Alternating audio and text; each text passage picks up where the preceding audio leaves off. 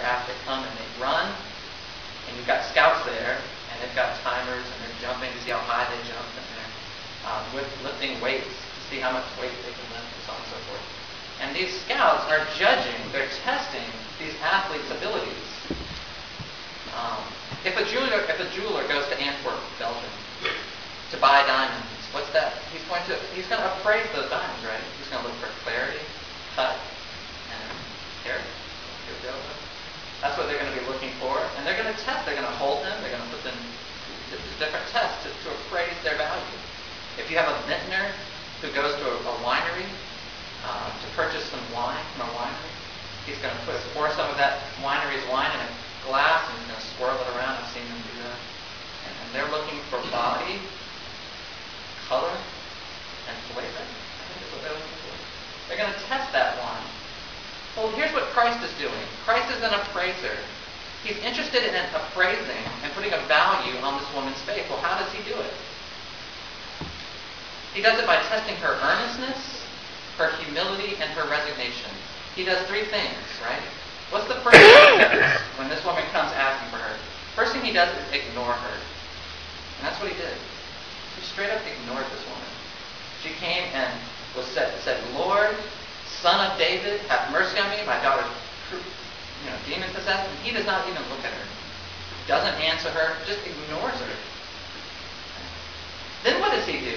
After ignoring her, he dismisses her. Her disciples come and say, Lord, I don't care if you help this woman or not, but you've got to at least talk to her because she's bothering us now because you ignored her.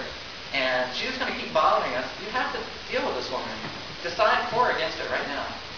And he just dismisses her case and says, listen, I came here to work with the children of Israel. I don't have anything to do with Gentiles. Forget it. I'm not out of time for you. You have no standing here. You need to leave. Well then, after ignoring her and dismissing her, then he insults her. Then she comes and throws herself down in front of him, bows down and begins to worship him. Lord, help me.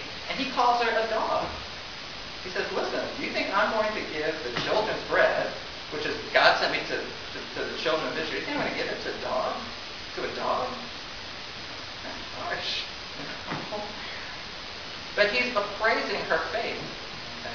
By the way, if you walked into a restaurant, fast food restaurant, and you got ignored, which we've all been ignored at the counter, they won't even look at you. If you get ignored, dismissed, and insulted by that cashier, what are you going to do? Are you going to go, I'm sorry, I know I am a dog? No, you're going to get indignant. You're going to want to see the manager, or you're going to walk out, you're going to say something choice to the person in the door. You're going to start a party there. That's what's going to happen. He's looking to see that if at any point, whether ignoring her, dismissing her, or insulting her, if she turned and cursed him, he was provoking her to see if at any point she would say, well, forget you. I'll go somewhere else then. I thought you were a good man. I thought you were interested in helping people. Or whatever. At any point she could have just, dismissed him. He wanted to know if she was broken at the end of her rope. He wanted to find out if she thought she deserved better. Listen, faith will never be allowed as a means to an end. It is always the end in itself. And he had to find out if she was at the end of her rope. He had to find out if she was brokenhearted, and he did. Great faith is laying down your guns, surrendering to the Lord. Surrender the high ground. And surrender. That's what Jesus was interested in having happen here with this woman. And indeed, she did. She took it. Took it awfully well. She had nowhere else to turn. And that's the final point I want to show you here today. Acquiring great faith is having the absence of another option. Look at verses 25 to 28. Kind of read you some of this ground. But she came and began to bow down before him, saying, Lord, help me. And he answered and said, it is not good to take the children's bread and throw it to the dogs. But she said, yes, Lord. But even the dogs feed on the crumbs which fall from their master's table. Then Jesus answered and said to her, O woman, your faith is great. Be it done for you as you wish. And her daughter was healed at once. I've said this before, that we don't care about the strength and integrity of a limb of a tree unless you're going to go out on it. I don't care how strong a limb is on a tree. If I'm going to go crawl out on it and sit on it, I have some concern.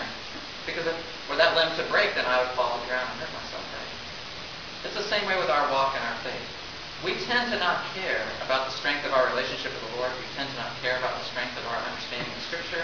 We tend not to care about anything if we're not relying on it. But I promise you this, if you come to rely on God in your life, if you come to rely on your understanding of Scripture, then you will care about its strength and integrity. And what you find here from this woman is she has no other options. You can only get a modest return if you make a modest investment. If you have $100,000, you're not going to make $1 million out of that $100,000 if you're only willing to invest $1,000. If you want to make $100,000 turn into $1 million, you've got to invest all of it. And that's essentially what's going on here. He wants all of it. He wants you to see that there is nowhere else to go. There's no reason to seek the Lord for some of it and somebody else for some of it. You have to be at the point where you're saying, yes, I am a dog. I understand that. That's essentially what she said. Yes, Lord, I am a dog. But even a dog should get the crumbs from the master's table. And that's what I'm interested in, is just the crumbs.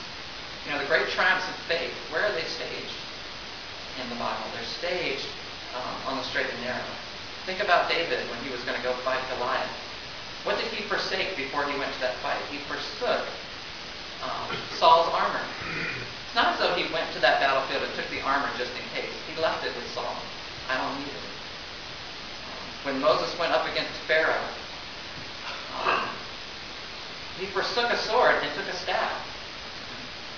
Think about that. Moses led the greatest revolt, and Egypt was the greatest empire of all time, and he did it without a sword. He did it without raising a weapon one time. All he had with him was his staff. Abraham, we studied this today in Sunday school. Abraham walked up Mount Moriah with no other sacrifice but his son. He didn't have a contingency or a backup plan.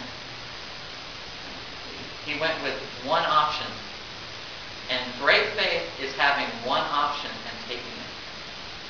A weak faith is keeping other options. Okay?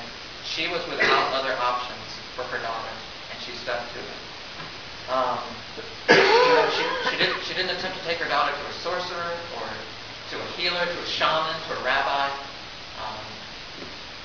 She was going to stay right there. She was going to bug those disciples too until they made Jesus do something. She was going to bug Jesus until she got an answer from him. Her daughter was healed because of what she did not have. So my question for you today is, what do you have to lose today in order to gain great faith? Are you kind of, do you think you have a case?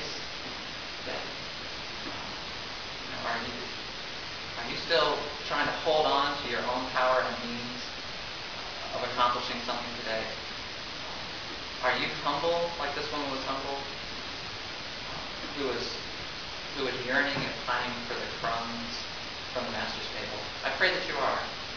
Because I promise you, in that place, that's where great